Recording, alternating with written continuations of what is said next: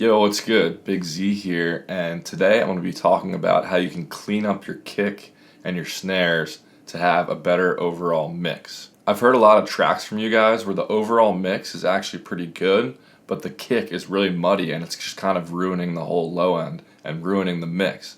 And it's pretty simple to clean it up. So I'm going to show you how I usually clean up kicks, and I'm also going to show you how I clean up some snares too. I've got a drum loop here, and I'm going to show you what an example of a muddy kick and snare would be and how it affects the mix, and then I'm going to show you what it would sound like after I cleaned it up, and I'll show you the process I go through to do that. So here's the before,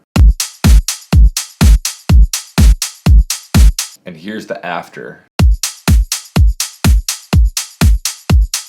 So you can hear everything's a lot tighter and cleaner, and the drum mix just sounds so much better now. So I'm going to take all those plugins off and just go through and show you how I did that. So let's start with the kick. I'm just going to solo it here. Whenever I'm mixing a kick, I always look at the waveform first to really see what's going on. The best way to do this, in my opinion, is to use Cable Guy's Volume Shaper. So this is Volume Shaper 4. Volume Shaper 5 is out now, I believe. I don't really know how it's different, but this one does everything that I need. So what it really is like a multi-band volume shaping plugin. Like, you can change the bands down here and only affect the low end or the high end or whatever frequencies you want. So in this case, I'm just going to look at the overall kick first and what the waveform looks like. So you can see the waveform, it actually starts off a little quieter and ends louder. You really don't want that for a kick. It's going to be really boomy in the low end, and it's going to be fighting with the sub bass in your mix. So I'm going to start by cleaning up that low end here. So I'm just going to take this band, and I'm going to go to a preset here and mess around with some of the nodes.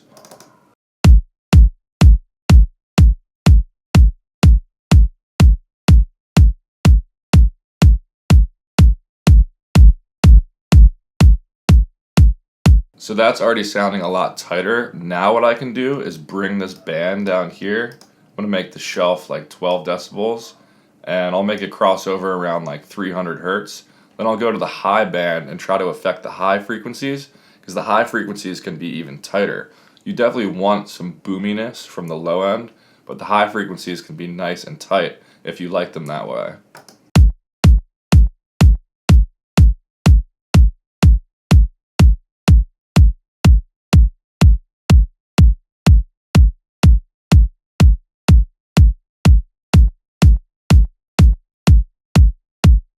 So now I've shaped the kick the way I want it. Now I'm going to add some compression just to kind of glue it all together. So I'm going to go into FabFilter Pro C2 to compress it. I'm going to start out with a preset. So I'm going to go to drums, kick. I'm going to try out punchy rock kick, even though it's more of an EDM kick. First of all, I always turn off the auto gain.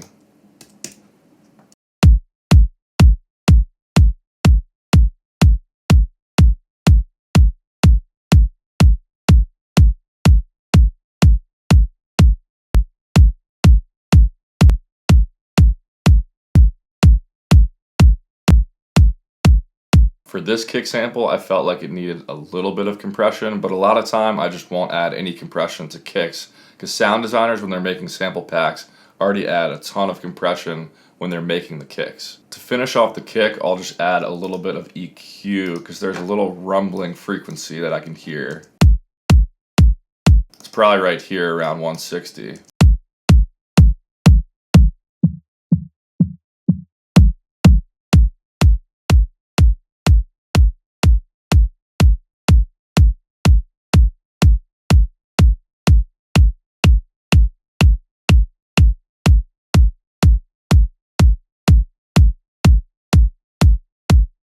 So that just cleaned it up a little bit more. So now I'm going to add in the snare and clean it up in a similar way.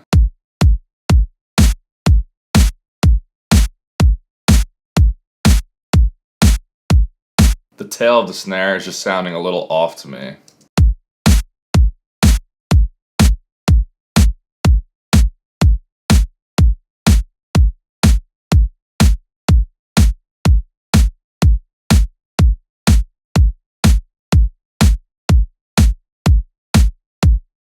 And you could technically do this with a transient designer. Like, if I brought up this transient designer down here, I could just take the sustain out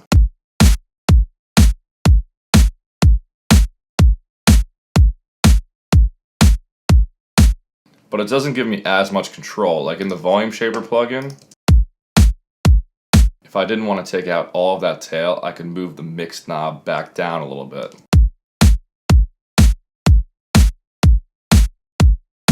So even on 60%, that's a lot cleaner than it would be just having this plugin completely off.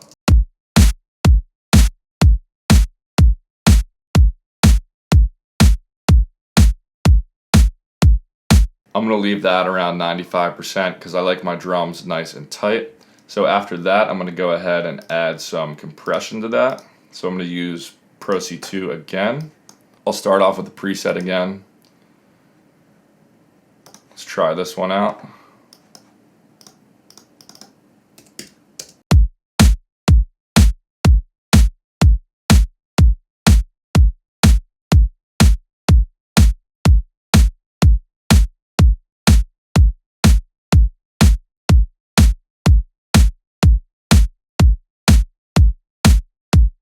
That compression makes the attack of the snare nice and snappy. So now I'm going to add some EQ just to clean it up a little bit more.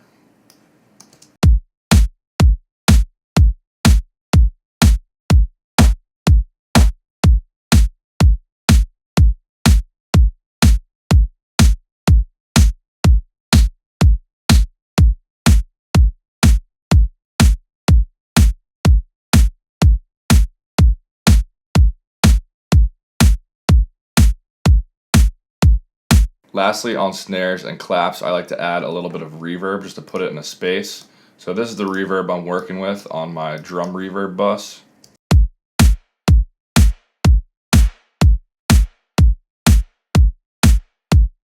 Then if we bring back in the drum loop. So now I'm going to bring in the whole mix of this track I'm working on and show you the difference of what those muddy drums would do to the mix and how much better it sounds after I clean them up. So if I bring back this whole mix right here, I will unmute all of these tracks. So here's what it would sound like with those muddy drums in the mix.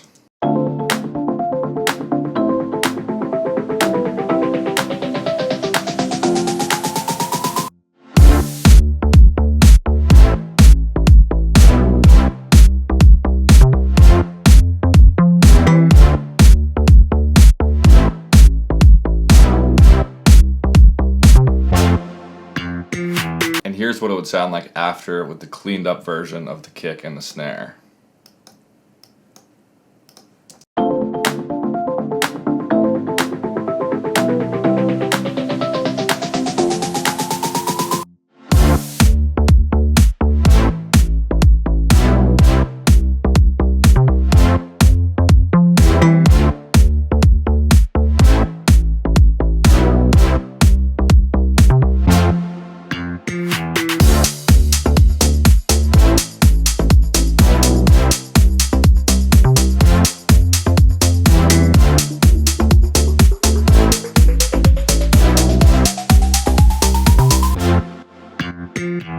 And I was using Kickstart for sidechain, but now with the tighter kick, I could actually just take the Kickstart off my drum and bass bus, and I could use FabFilter Pro C2 to sidechain everything to the kick.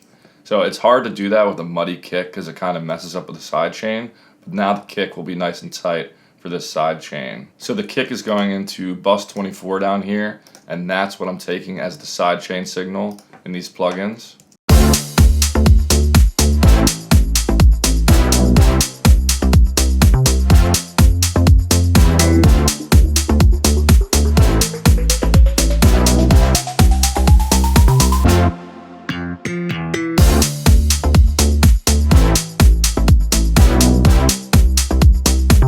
So I think that sounds a lot better now. Anyway, I hope you guys enjoyed this video. Hopefully it was helpful to some of you guys. Other than that, catch you next time. Peace.